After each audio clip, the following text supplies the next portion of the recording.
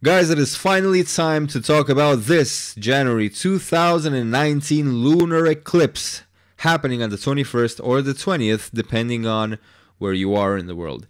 Now, guys, you know that I don't typically tend to hype up events just to get your attention, just for the heck of it. However, I do need to tell you from the very beginning of this video that this eclipse is something else. This is a very, very powerful event. In fact, I'm sure that many of you already feel the rumblings of this eclipse coming in. So let's look at this. Let's start talking. Let's develop a conversation. There's so much to talk about. So much is happening around this event. In fact, it's not just the eclipse that by itself would be pretty special in its own right, but all of the other planets pretty much are aligning with this eclipse. Not aligning to this eclipse, but just aligning among themselves with this occasion, which is just very important.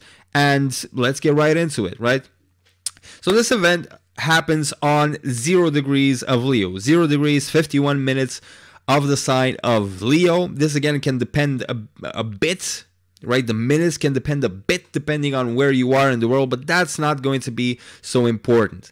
0 degrees of Leo on the cusp between Cancer and Leo, means between the moon sign and the sun sign.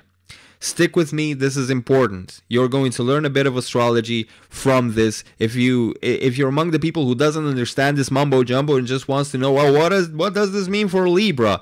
This may not be for you, but you want to stick through this because you have the chance to understand some astrological principles here. And what a time to understand astrology. What a time to understand astrology in 2019. What a year, okay? 0 degrees of Leo between the moon and the sun sign. Now, why is this important? It's on a cusp, first of all, which adds kind of instability to this event. This event is shaky. It's going to shake things up. We're not certain what to expect exactly with this event. It's filled with uncertainty, okay? Because it's on a critical degree, but there's more. Because who produces an eclipse every single time? It's the sun and the moon. Where is this eclipse taking place? Between the houses of the sun and the moon on 0 degrees. So this is actually telling us that, hey, this eclipse is the sun and the moon kind of saying, okay, get out the way, we're going to do something powerful. That's why we need to place it right smack in between our own signs, which are known as the castle, the palace of the horoscope, right? Cancer and Leo, the house of the queen and the house of the king, okay? Houses of the luminaries which rule the entire horoscope. Now, besides this marks it as a very significant eclipse, okay? Besides this, the North Node is going to be in Cancer. The moon is going to be in Leo. It's basically a Cancer and Leo eclipse. You don't get that very often, especially right on the cusp. So let me not beat a dead horse with this particular point anymore. It's an eclipse taking place with Rahu. Means it's taking place with the North Node, which is progress oriented. So eclipses are shifts in consciousness. Our consciousness tends to shift to different paradigms whenever there's an eclipse. And shifts happen, obviously, it can be like that sometimes. It can be over the next lunar cycle, over the next month, or there can be shifts that develop gradually over the next 6 months, right, until the next eclipse season. This is something like that, okay? It's within a week or two of the eclipse. There's powerful stuff happening. You will see it in world events. Mark my words. Especially in the Americas, where this eclipse will be shadowing most of the Americas. Not so visible in Europe, not so visible in Asia. But of course, if we're looking at, for example, what's happening in the United States with various things, Saturn is involved. Saturn is boundaries, limitations, borders, and so forth. So I don't need to get into the politics of that, but there will definitely be important events at a world level. This is progress. Always remember that Rahu is insatiable. It's dark. You can look at Rahu's face and say, wow, that's pure evil, right? Because it's this insatiable monster that just wants to consume stuff. But that's what the universe thought that is necessary to drive progress. That's the force necessary to drive progress in the universe. And Rahu represents that. So whatever happens in around this eclipse time, remember that it's all for progress. This eclipse shifts our consciousness in a direction that is progress oriented. What's the alternative? Well, when there's an eclipse with the south node, our consciousness shifts away from the past. It's not necessarily establishing points of progress other than it's liberating itself from the past. It's seeking to demolish something which is no longer useful karmically, right? Whereas Rahu eclipses doesn't care about liberating anything. Of course, there's always a Ketu eclipse, South Node eclipse, and a North Node eclipse, each playing their parts. North Node just wants to go. It just wants to penetrate and draw something out of the unknown and make it happen, okay? So this eclipse wants to make things happen in such a profound and powerful way. Now, at the end of this video, you know, generally the power that is in this event and how the planets are involved are going to make it sound a bit bleak, like, oh my god, it's a tower moment. And it is a tower moment. It is a tower card moment for those of you who are familiar with the symbolism of tarot. It is a tower card moment. But what are we falling in? Is it water? Is it a rock? Is it a safety net? Do we have a safety net to fall into? Or are we falling just into space and exploring the stars? But it is a tower moment for sure. So at the end of this video, just to tell you that this is not such a bleak event as it may sound, because I really need to drive the point home about how powerful this event is, I'm going to give you something. But first, let us discuss the other planets. What are the other planets doing for this event? What are they up to? Are just standing by and looking? This year, 2019, is a grand year. 3 important planets are in their own sign. What does it mean when a planet is in its own sign? It's in a sign that it governs. Means that it's in an energy. It's rooted in an energy that it owns. It's like you're in your own house. You get to do what you want and you get to do your own things. You make the rules in your house, right? That's what a planet in its own house does. Now, at the beginning of 2019, I spoke about this before. Jupiter is in Sagittarius since November of 2018. Saturn is in Capricorn now since December of 2017, and already through 2018 we've kind of understood what Saturn is about there. And Mars, right on New Year's Eve, enters Aries, its own fiery and driven and energized and aggressive sign. All of these planets are in their own sign. Means they're bound to do something important during this period.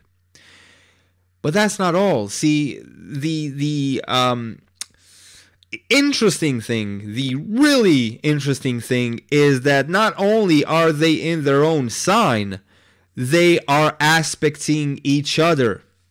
Mars, Saturn, and Jupiter are going to be around the same degree. Jupiter is going to be on 15 degrees. Saturn are in 13 degrees. They're in conjunct. Saturn and Jupiter will be in conjunct, but Mars will come fill in the gap, squaring Saturn. Oh my God, Mars squaring Saturn for this Mars. Let that sink for a bit.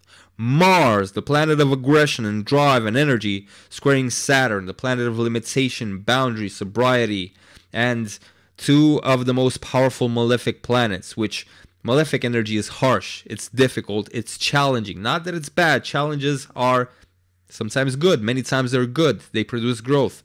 But it's challenging, okay? Mars squaring Saturn for this eclipse.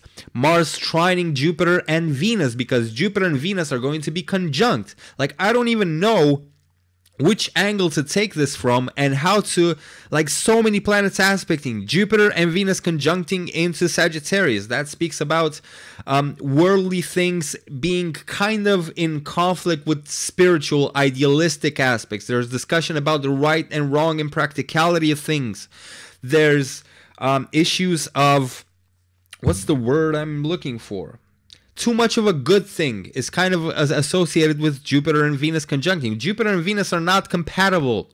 They can cause too much of a good thing, right? Indulgence is Jupiter and Venus. Politics, it's about the, in politics, Venus and Jupiter is, depending on which one is stronger at the moment, it's about kind of, you know, I guess a politician's ability to be diplomatic and to sway public opinion and to be convincing, being in conflict with the morality of the situation, with the justice, right and wrong aspects of the situation, which is represented by Jupiter, because these two planets do not get along. Now, thankfully, you know, this conjunction is ruled by Jupiter, but still, there will still be this conflict, right? But it's two benefics. This conjunction is bound to be a blessing, especially for those of us who can tap into that energy. Try not to indulge. If you indulge in anything, try to indulge in, you know, deciding that now is the time for you to step into more abundance. Jupiter and Venus are about abundance as well, right? Choose what you will indulge in during this time. Now, Saturn square Mars, like, this is just, you know, it's boundary testing, it's boundary breaking, it's either Saturn limiting Mars or Mars challenging Saturn, because these two planets, they're not in conflict, like they don't agree like Jupiter and Venus. No, these planets go at each other. Mars and Saturn, like Saturn wants to put up a wall and Mars wants to demolish it because it wants to go straight through, okay? So, and then there's the trine with Jupiter just amplifying everything. And hey, there's Neptune as well, squaring Jupiter. So, you know, remember I said that, oh, okay, well, Jupiter rules this conjunction, so it's probably going to be more just. But there's Neptune squaring Jupiter, so our sense of justice is like, oh my God, we can't tell what's right or wrong. We're blinded by the situation, okay? Neptune in a square. So, guys, this is just too complex for me to unravel in one video, which I do plan to keep at least not very long, okay? I would need hours and hours to go through all of this, but I do encourage you to pull up the charts of this event and look at it. Use the moon as the ascendant. So don't use the ascendant of wherever you are or some city. Take the moon as the ascendant and figure out more about this. Now, Jupiter and Venus are going to be in the 5th house from the moon. Saturn is going to be in the 6th house, indicating some, you know, something to push through with Saturn there. The 6th house is about challenges. Saturn is about challenges. It's about work. We're really faced with our boundaries, our discipline, our willingness to work, the results of our work, and, you know, just our responsibility. Hopefully our responsibility comes around in a good way. Hopefully it's not there to haunt us, okay? What else? Mercury is going to be with the South Node. So Mercury is here as well. It's saying, hey, I'm in the mix too. I'm conjuncting one of the nodes. It's the nodes that create the eclipses. Mercury is there as well.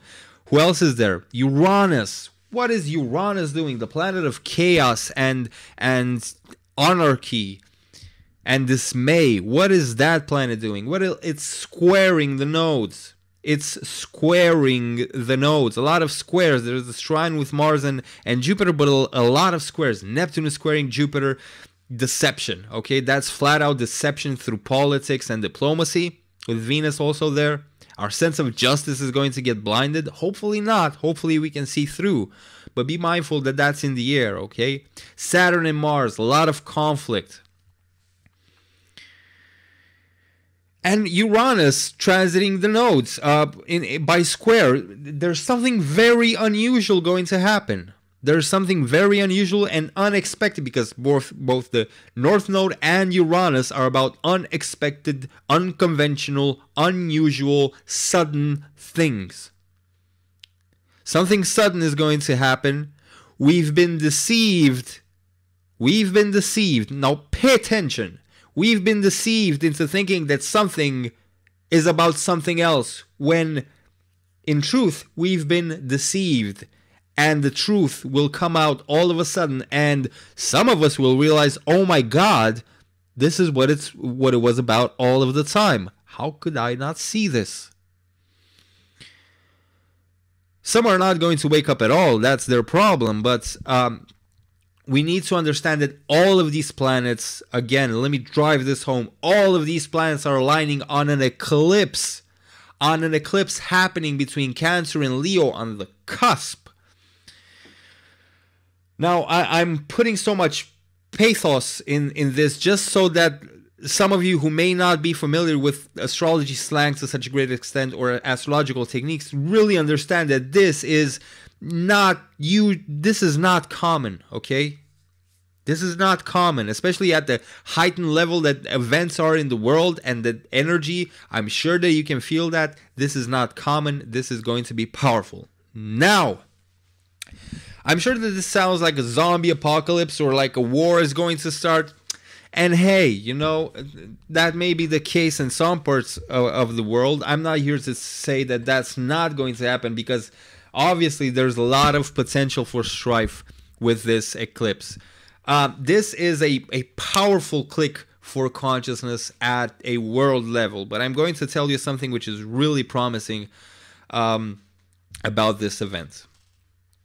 And this goes to the lunar mansions. There are the 12 signs of the zodiac, which are tropical. They're never meant to be sidereal. That's the topic for another time. What is meant to be sidereal is the mansions of the moon, the 27 mansions. Some of you who already know those, oh, that's a Vedic thing. No, that was in Hellenistic astrology as well, just that Western astrology is washed down nowadays, okay? The lunar mansions, very important. Egyptians use them, Greeks use them, Indians use them, Persians use them. Very, very important.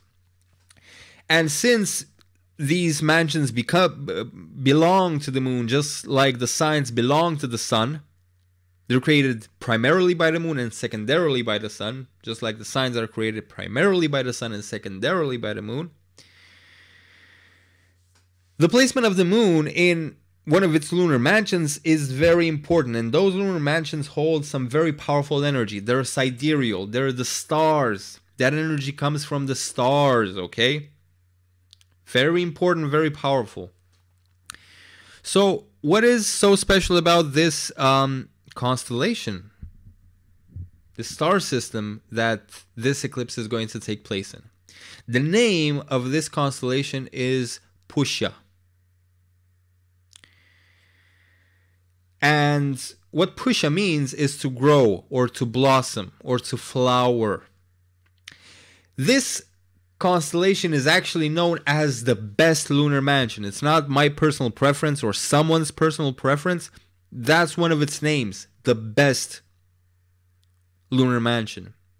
Even in electional astrology, when there are blemishes and things which could go wrong with a certain astrological alignment, electional astrology is about choosing the right moment to do something, to perform an action which is important. Even if other factors say, well, if you do it at this time, something really bad is going to happen. If the moon is in Pushya, it's said that all negative effects are removed just by the moon being in this lunar mansion. That's how, that's how much potential for positivity this nakshatra has. It's about growth. The name means to blossom, to flower, to grow, right? Pushya, kind of push you into the direction of growth and positivity.